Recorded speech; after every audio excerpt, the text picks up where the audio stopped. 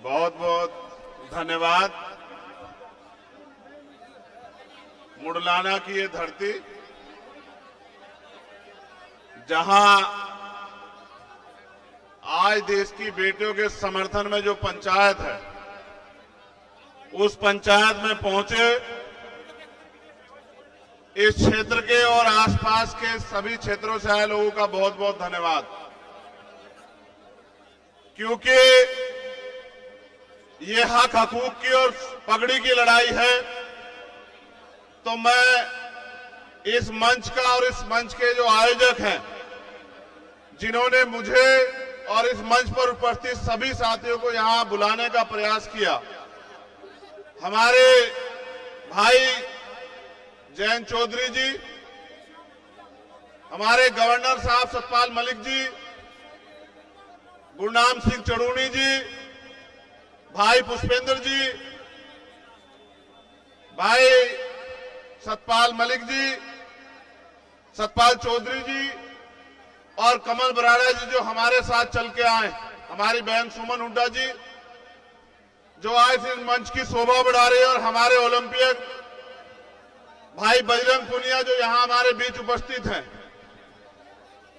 क्योंकि मुझे जाना है, मेरे पास आजमगढ़ में एक प्रोग्राम है, मगर मेरी दिली इच्छा थी कि जहां अन्याय के खिलाफ बिगुल बजेगा, मैं उस लड़ाई को मजबूत करने के लिए आऊंगा। तो मैं आप यहां सबको नमस्कार करता हूं, जय भीम करता हूं।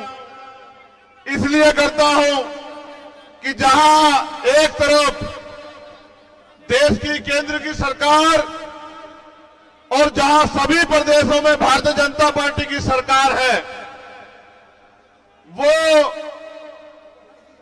इस अन्याय के समर्थन में खड़ी है, वहीं इस देश की किसान कमेरी कौम जो हमेशा से अन्याय के, चाहे वो अंग्रेजों का अन्याय हो या किसी और का अन्याय हो, जिन्होंने हमेशा मुकाबला किया, उन कौमों ने फिर मान सम्मान और पगड़ी की इस लड़ाई में आवाज दी है। उस लड़ाई को मजबूत करने की जिम्मेदारी हम सब की है। मैं यहां मंच पर और मंच के सामने आसपास के माहौल को भी देख रहा हूं। बहुत गुस्सा है लोगों के अंदर, बहुत तकलीफ है लोगों के अंदर। अगर आज ऐलान हो जाए तो दिल्ली में बैठे बादशाह को यह खबर लग जाएगी कि कुछ ही घंटों में जो है सारे बॉर्डर सील करने पड़ेंगे। ये ताकत है किसान कमेरों की। लेकिन सवाल यह है कि आज मुकाबला किससे है और आज हालात क्या है, इसको भी समझना और देखना पड़ेगा। अगर मुकाबला उन लोगों से होता जिनमें चरित्र है, जिनका जमीर जिंदा है, जिनके अंदर इंसानियत है, तो मुझे लगता है उनसे मुकाबला करने के लिए पहलवान काफी थे। लेकिन मुकाबला उनसे है जो बहन बेटियों की आवाज को, इस अन्याय को दिल्ली की कुर्सी में बैठ के नहीं देख रहे हैं या देखना नहीं चाहते। मैं ना उनको ताकतवर मानता हूं और ना ही मैं ये मानता हूं कि उनके नेतृत्व में देश की बहन बेटियां सुरक्षित हैं।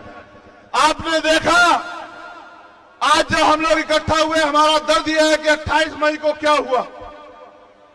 जब 28 मई को वो बेटियां जिन्होंने देश का नाम रोशन किया, जब वो 28 मई को महिला पंचायत के लिए निकली, तो उन्हें क्या सहना पड़ा, किस तरह से गुंडों जैसा बर्ताव उनके साथ हुआ, और पूरी सरकार ने हमारी पगड़ी का तमाशा देखा और हमें बेइज्जत किया दिल्ली से।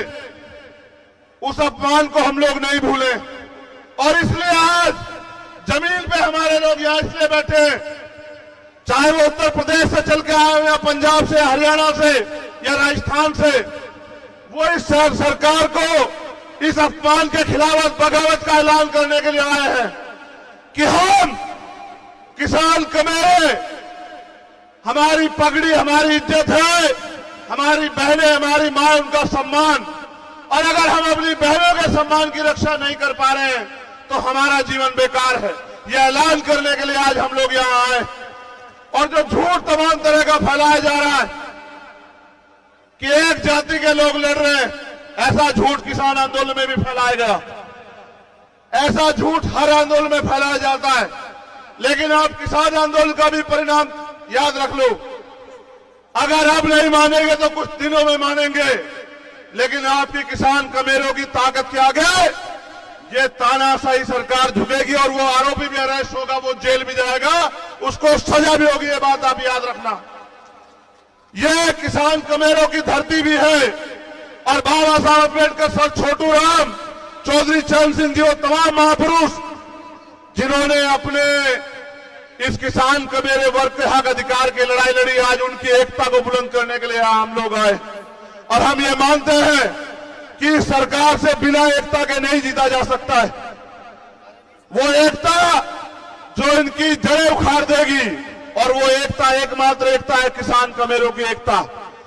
गांव में रहने वाला किसान कमेरा जो एक दूसरे का साथी है, अगर वो एकजुट हो जाएगा, भाईचारा बनाएगा, इनकी नफरत के एजेंडे में नहीं आएगा और हक हकूक की लड़ाई सड़क पे लड़ेगा, अपने नेताओं के, अपने लीडर के हक हकूक उनके निर्देश में काम करेगा, तो मेरा ये मानना है कि आज नहीं तो बहुत जल्द ये सरकार घुटनों पे आएगी और देश के प्रधानमंत्री फिर से माफी मांग किसानों से, कमेरों से, महिला पहलवानों से, हमारे पुरुष पहलवानों से, हमारे कोचेस से, सबसे माफी मांगेंगे और ये कहेंगे कि हमने गलती की, हमने गुंडेगार आरोपी का साथ दिया। और मेरा ये मानना है जैसे जैसे आपकी पंचायत बढ़ेगी, जैसे जैसे आपका झंडा डंडा एकजुट हो जाएगा, वैसे वैसे वो दिन करीब आता जाएगा। मुझे एक शिकायत है आपसे और ये कहना जरूरी है। आज हमें अपनी पगड़ियों को अपनी बहनों के सम्मान में इकट्ठा कर लेना चाहिए। जब बात आन पे आ जाए, जब बात इज्जत पे आ जाए, तो फिर हमें अपने नाक को नहीं देखना चाहिए, अपनी पगड़ी को नहीं देखना चाहिए। हमारी पगड़ी, हमारी बहनें, हमारा गौरव, हमारा सम्मान। मैं ये बात आपसे इसलिए कह रहा हूं कि हालात देखिए, अगर हम अपनी बहनों के सम्मान की रक्षा नहीं कर पाए तो घर जाके अपनी बहन बेटियों को क्या जवाब दे पाएंगे, ये भी सवाल आप अपने आप से करना। आज हमें अपनी पगड़ी की नहीं, अपनी एकता को मजबूत करने की जरूरत है। हमें सर्वे सर्वा बनने की नहीं, हमें अपने हिस्से में इस जीत को लेने की नहीं।